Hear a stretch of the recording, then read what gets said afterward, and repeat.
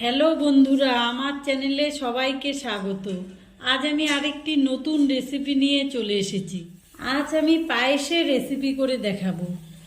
তার জন্য নিয়েছি কাজু, কিশমিশ, ঘি, চিনি, গোবিন্দভোগ চাল, গুঁড়ো দুধ। আমি পায়েসের জন্য যে দুধটা নিয়েছি সেটা আগের থেকে গরম করে রেখেছি। আমি এখান থেকে অল্প দুধ একটা পাত্রে নিয়ে নিচ্ছি।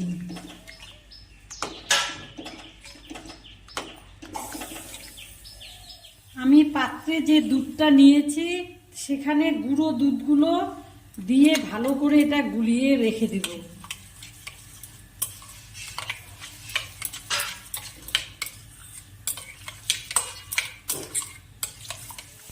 আমি এখানে 1.5 লিটার দুধ নিয়েছিলাম। এখন দুধটাকে ভালো করে ফুটিয়ে নিয়েছি। আর আমি 1.5 লিটার দুধের জন্য 150 গ্রাম গোবিন্দভোগ চাল এখানে ধুয়ে নিয়েছি। তাতে আমি অল্প ঘি দিব।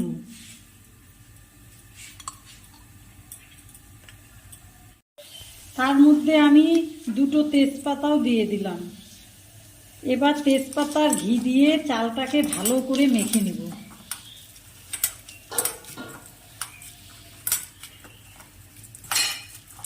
এবার দুধটা অনেকটা ঘন হয়ে এসেছে। এবার আমি তার মধ্যে এই চালগুলো দিয়ে দিলাম।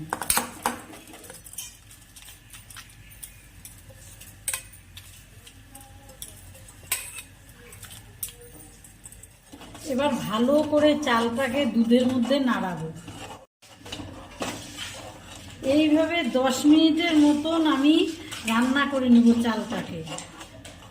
আমি একটা পাত্রের মধ্যে অল্প ঘি দিয়ে দিলাম।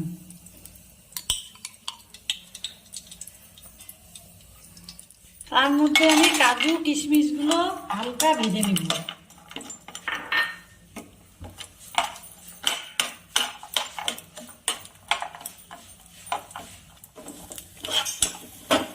এটা হালকা ভাজা হয়ে গেছে।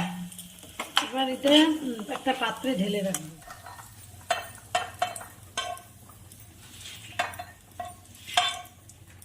এবার আমি এখানে 3টা এলাচ দিয়ে দিলাম।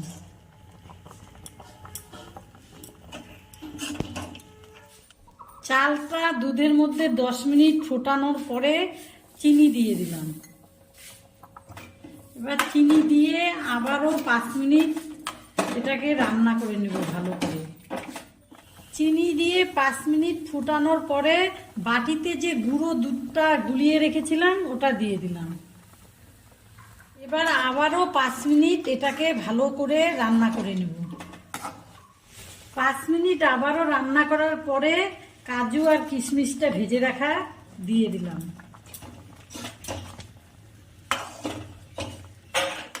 এবার আমার পায়েসটা হয়ে গেছে।